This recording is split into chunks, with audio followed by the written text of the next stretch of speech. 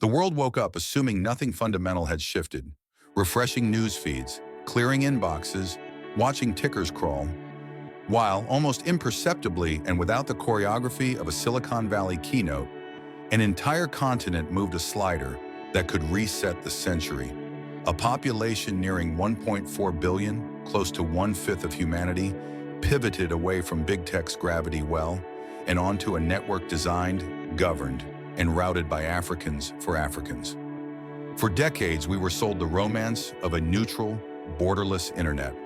Behind that fairy tale stood a handful of trillion-dollar firms, Google, Amazon, Microsoft, quietly deciding whose packets traveled first, whose stories surfaced, whose markets monetized, and at what toll.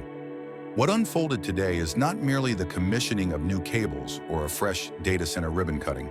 It is a political assertion, a financial reroute, a cultural correction, and a profoundly human reclamation.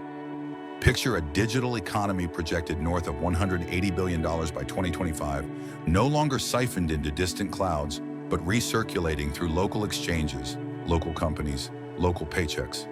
This is the birth of digital self-reliance, the end of renting tomorrow from servers in California, and it raises a sharper, unavoidable question.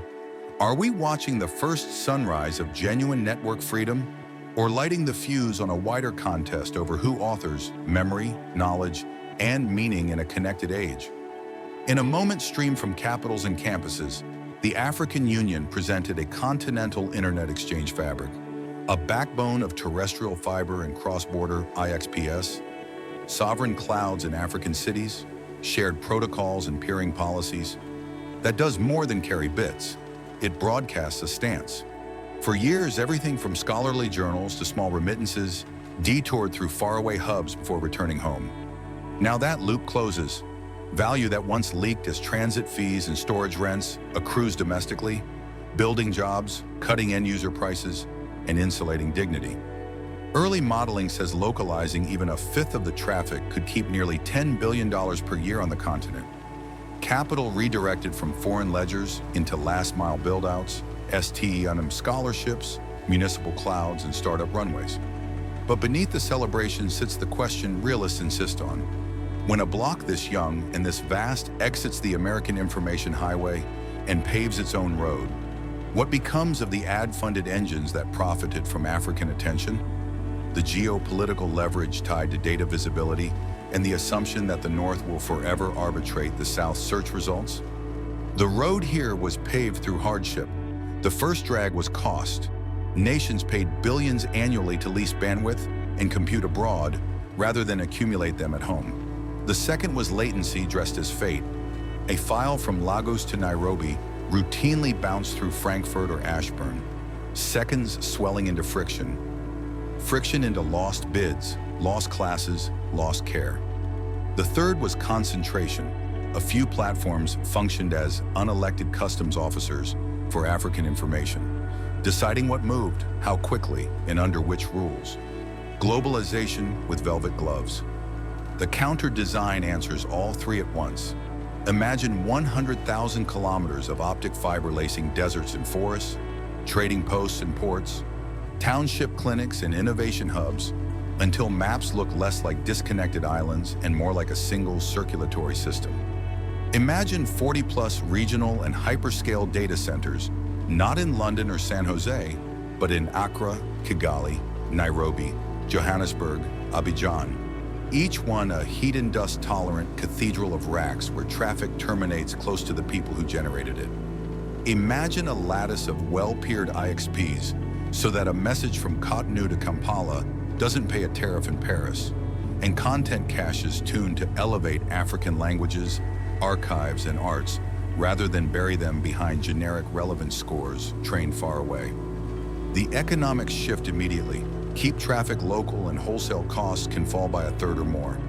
Latency shrinks from hundreds of milliseconds to tens, packet loss eases, availability improves, and entire business models become viable that previously died in the buffer. The first adoption wave told its own story. Within 72 hours, more than 200 million users had moved major slices of their digital lives onto the sovereign fabric. faster than the growth curves of the last decade's most viral platforms, revealing not loyalty to old platforms, but the poverty of options.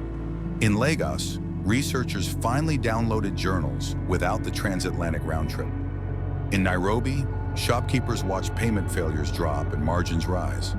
In Dar es Salaam, teachers saw local history appear atop search instead of on page 11. In Gaborone and Tamale, telehealth sessions held steady on links that used to stutter.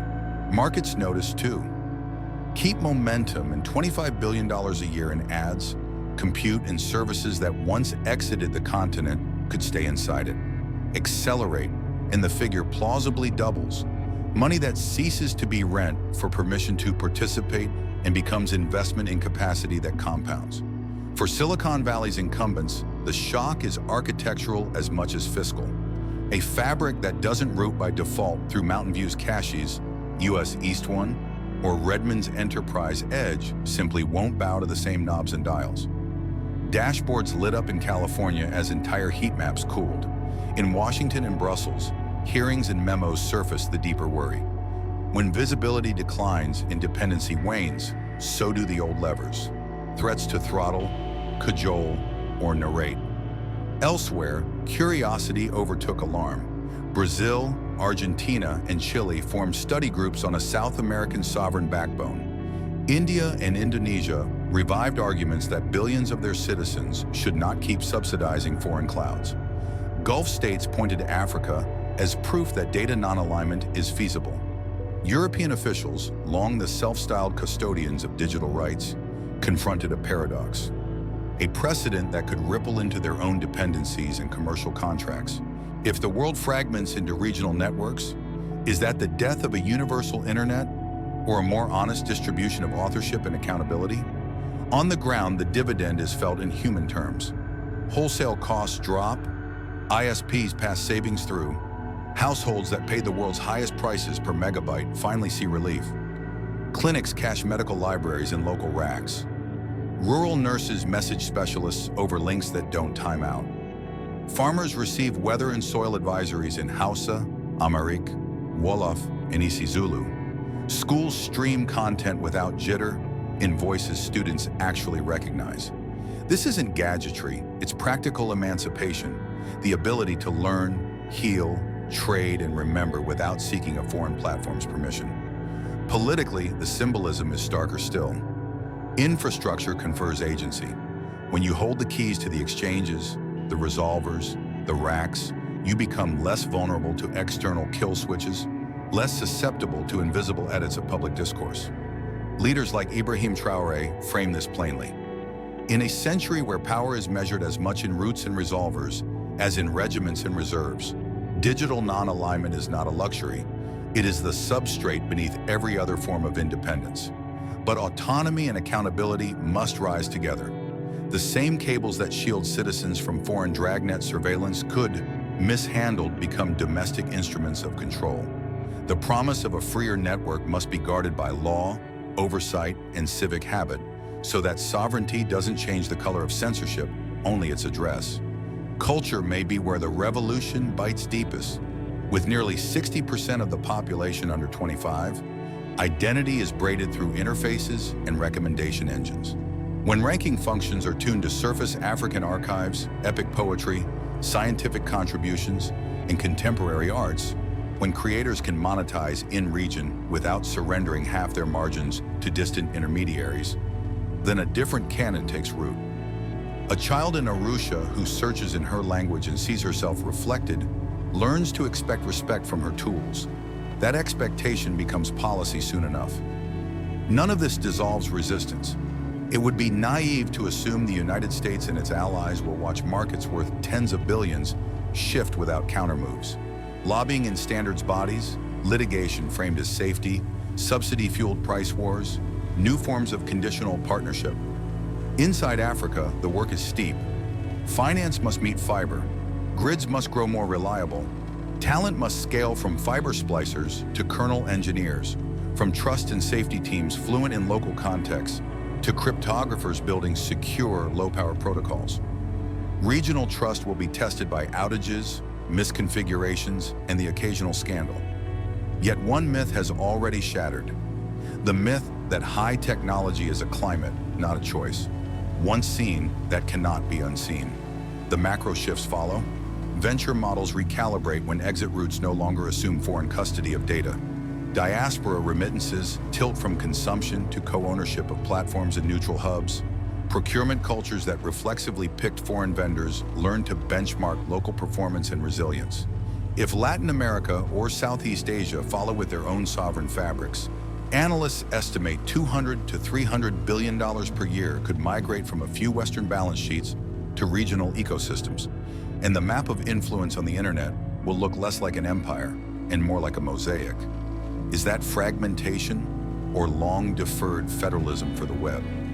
In truth, what happened this morning was less a blackout and more a breakthrough, a declaration that in our era, sovereignty is tallied not only in bullion, borders, or brigades, but in who sets BGP, who runs the IXPs, who writes the RFCs, who owns the logs, and who decides the defaults. The polite mask of efficiency that hid data extraction is slipping. The story Africans have told for years, that dependency is engineered, not inevitable, is acquiring hardware and legal code to match. Shadows remain. Prosperity, fairness, and dignity are not automatic outcomes of new switches. They emerge from governance, transparency, and a civil society unwilling to trade one subtle master for another. The test will be lived, not tweeted. Teachers choosing open textbooks hosted in local clouds. Judges defending speech even when it stings. Regulators setting net-neutral peering rules in public, not in backrooms. Startups shipping products in Lingala and Tigrinya as confidently as in English or French. Newspapers investigating outages without fear. Engineers training the next cohort faster than the next cohort leaves. For classrooms, this moment is a case study in the geopolitics of infrastructure. For policymakers, a reminder that influence follows where packets flow. For young Africans, an invitation to architect a network in their own image, rather than inherit one optimized for someone else. And for everyone else, it's a mirror. Do we actually want a freer, fairer internet, or just the comfort of a convenient one? Africa has offered an answer in fiber and steel. Whether this becomes the foundation of a saner, multipolar digital equilibrium, or the opening chapter in a louder struggle over the most valuable resource on Earth, information will be decided not in press releases but in routing tables, budgets, court rulings, curricula, and the daily acts of citizens who finally possess what so many lacked, the keys to their own digital house.